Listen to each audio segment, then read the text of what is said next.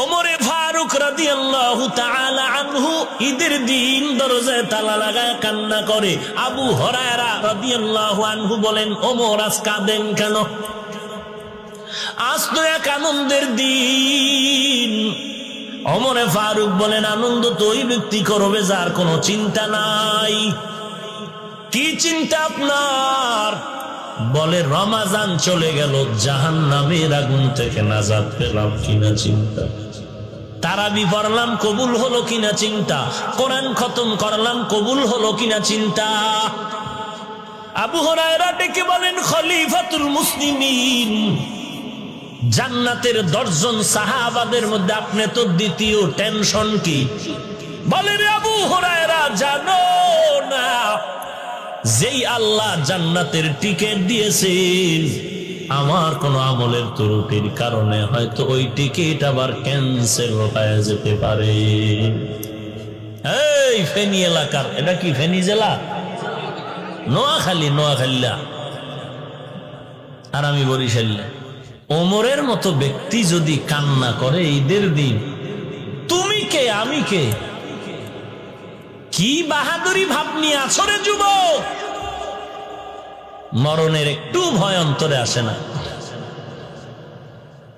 ছোটবেলায় মাঠে খেলাধুলা করছো, কত বন্ধু ছিল, আজকে তো অনেকেই নাই। একবারও কি ভাবো না তোমার সিরিয়ালও আসতেছে? লেখাপড়ার টেবিলে কত বন্ধু নিয়ে আড্ডা দিলাম, আজকে অনেক বন্ধুরে চিনিও না, ঠিকানাও নাই, মোবাইলও নেই, অনেকে কবরেই চলে গেছে। একবারও কি ভিতরে ভয় আসে না যে সিরিয়াল আমারটাও রেডি হচ্ছে? ওমরে ফারুক রাদিয়াল্লাহু তাআলা আনহু অর্ধ জাহানের খলিফা। দিনের বেলা মানুষের বিচার আচার করেন, রাতের বেলা আবার এলাকায় ঘুরে ঘুরে দেখেন মানুষের কি হাল। এক এলাকায় জংলার পার্শ্বে গিয়ে দেখেন একটা ঘরের কিনারায় আগুন জ্বলে। আগুন ওমর পাশন থেকে দাঁড়ায় দূরত্ব বজায় রেখে তাকায় দেখতেছেন, বৃদ্ধা এক মহিলা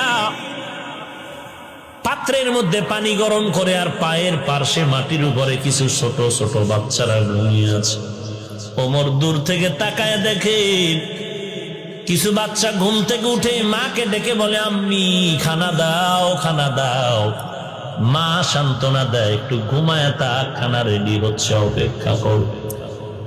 আবার বাচ্চাগুলো কান্না করে করে করে করে ঘুমায় গেল।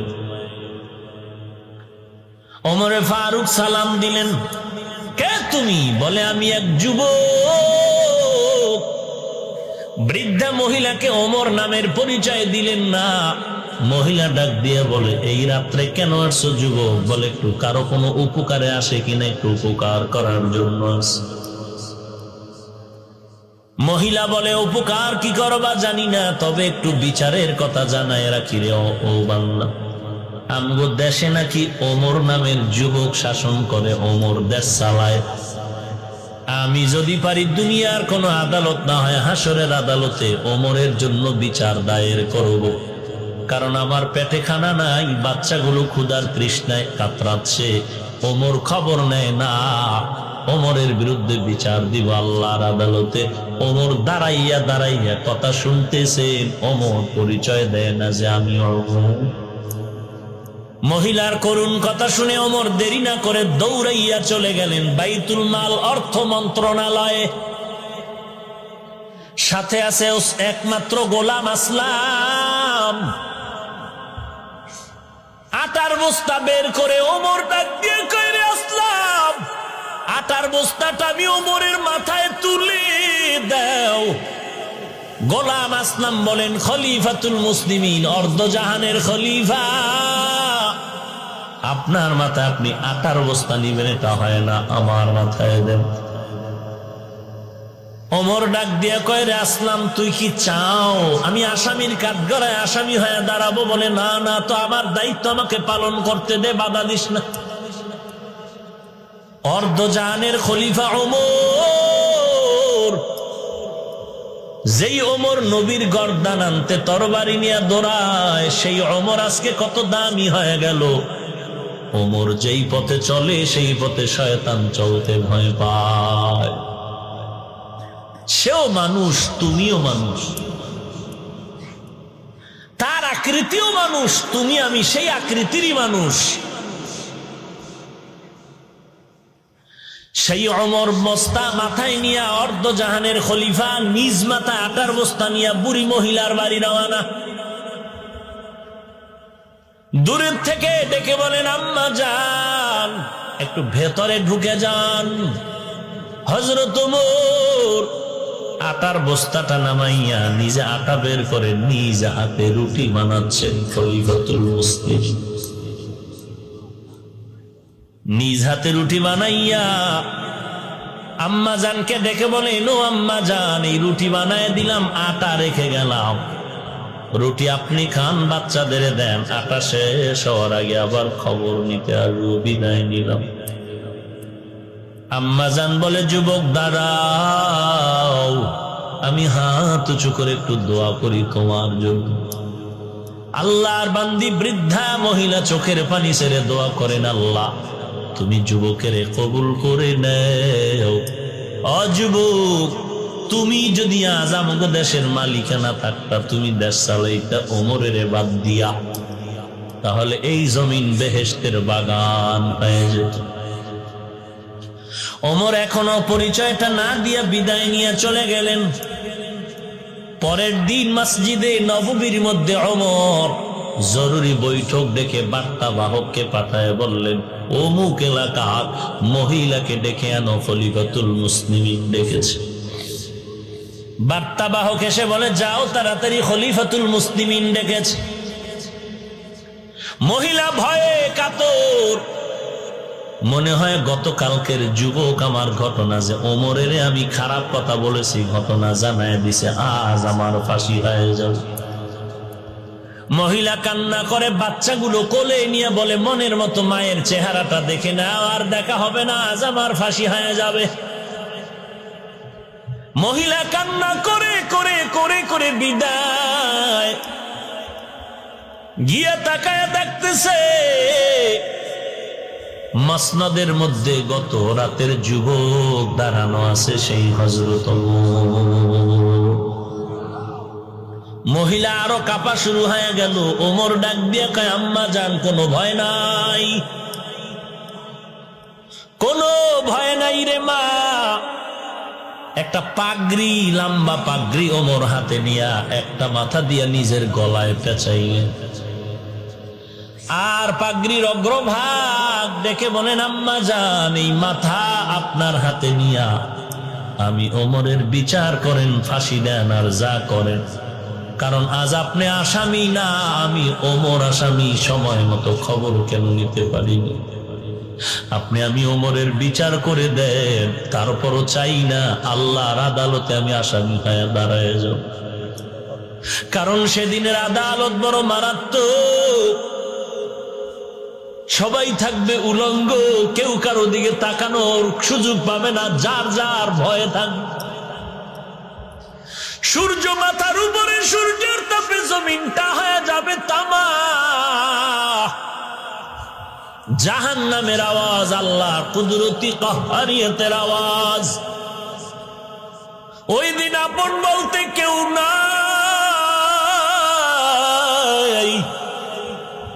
এমন একটা কঠিন দিন, হাসরের দিন। নবীরা পর্যন্ত বেকারার হয়া চিৎকার চিল্লাইবেন আর কাঁদবেন, উম্মতের ভুলে যাবে। জাহান্নামের আওয়াজে হাসরের ময়দানটা থর থর করে কেঁপে উঠবে। ওরে আল্লাহর নবী বলবেন, আল্লাহ জাহান্নামকে ফিরাও। আল্লাহ বলবেন, ফেরেশতা 70,000 শিকল লাগায় জাহান্নামটারে ধরে রাখ। জাহান্নামের গলায় 70,000 শিকল লাগায়, এক একটা শিকলের গলায় 70,000 ফেরেশতা টেনে টেনে পেছন দিকে নিতে চায়। জাহান্নাম আল্লাহর আদালতে আগাতে চায়, ধরে রাখতে পারে না। পরে কাঁদবেন, আল্লাহ আমার একটা উম্মত যেন জাহান্নামে না যায়, আমার একটা উম্মত যদি জাহান্নামে যায়, আমি নবী জান্নাতে যাব না। আল্লাহ ডেকে বলবে, বলেন নবী মাথাটা উঠাইয়া দেন, কাঁদবেন না রে নবী, আমি জাহান্নাম থেকে দূরে সরায় দিচ্ছি, বিচার শেষ করে উম্মতের ফিরায় দিব। নবী মাথা উঠাইবেন, আল্লাহ তাআলা কুদরতি হাতে একটু পানি দিয়া ফেরেশতাকে বলবেন, ও ফেরেশতা, এই সামান্য পানিটা জাহান্নামের গায়ে ছিটায় দাও। জাহান্নামের গায়ে ছিটায় দাও মাত্র জাহান্নাম পেছনে দৌড়াতে থাকবে। ফেরেশতারা বলবেন, আল্লাহ 70,000 শিকল লাগাইয়া যেই জাহান্নামটারে ধরে রাখতে পারি না, এমন একটু সামান্য কি পানি দিলেন, জাহান্নাম দৌড়াচ্ছে পেছনে।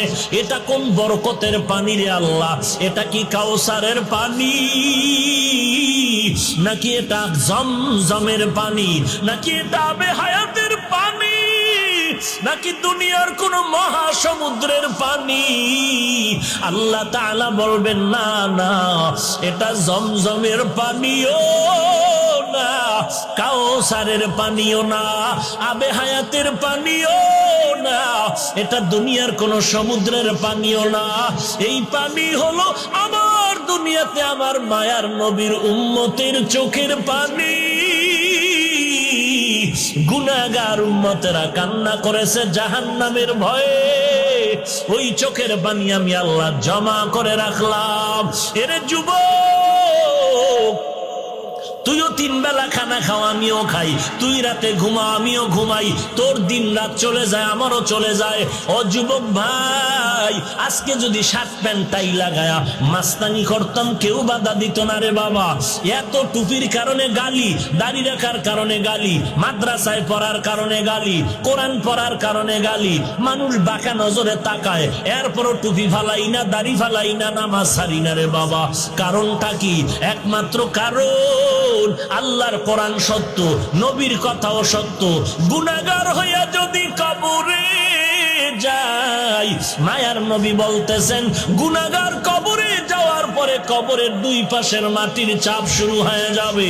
একটা নয়, দুটো নয়, 70 থেকে 99টা সাপ কবর ভরে যাবে। জাহান্নামের আগুন, জমিন থেকে 9,30,00,000 মাইল উপরে সূর্য, রাতের বেলা সূর্য নাই, এরপর এত গরম লাগে কেন, ঘাম কেন? হাসরের ময়দানে সূর্য মাথার উপরে নেমে আসবে। এরে আল্লাহর বান্দা, সহ্য করতে পারবি কিনা চিন্তা কর। সাহাবায়ে কেরামের ইতিহাসটা পড়ে দেখ, বেলালের ইতিহাস কত করুণ ইতিহাস, এরপর আল্লাহকে ভুলে নাই। ওরে আল্লাহর ঈমানওয়ালা বান্দার ইতিহাস দেখ, ফাঁসির মঞ্চে গিয়াও রেডি হয়ে গেল, তারপর আল্লাহকে ভুলে নাই, নবীর তরিকার বাহিরে চলে নাই। হেদায়েতের মালিক আল্লাহ, তওবা করো, তওবা করো আল্লাহ, জীবনে আর জাহান্নামের আগুন সহ্য করতে পারবো না। কেউ যদি একটা বেতের বাড়ি হাতে দেয়, সহ্য করতে পারি না, কবরের মাটির চাপ কেমনে সহ্য করব?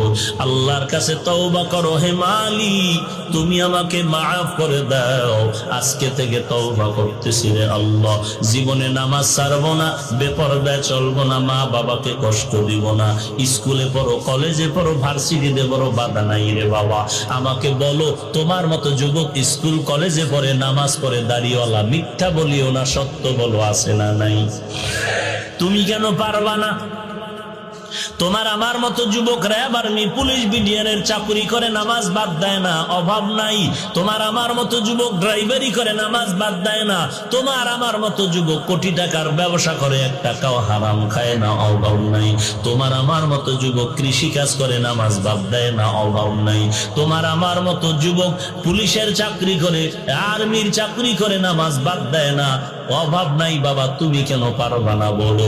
তোমার মতো যুবক তো স্কুল কলেজে পড়িয়াও টুপি পরে, নামাজ পড়ে, মা বাবার খেদমত করে, আলেমের দোয়া নিয়ে চলে, তুমি কেন পারবা না? শয়তানের সাথে যুদ্ধ করো, ধোঁকার থেকে বাঁচো, তওবা করো আল্লাহ। গলায় ছুরি আসবে, মরে যাব, আর কোনোদিন নবীর তরিকা বাদ দিব না, নামাজ ছাড়বো না, মা বাবারে কষ্ট দিব না, আলেম ওলামাদের বিরোধিতা করবো না, দেশের বিরুদ্ধে জাতির বিরুদ্ধে ষড়যন্ত্র করবো না, খাঁটি মনে তওবার যদি নিয়ত হয়, মুনাফিকি যদি না থাকে, খাঁটি তওবার নিয়তে দুটো হাত আমার আল্লাহকে দেখায় দাও।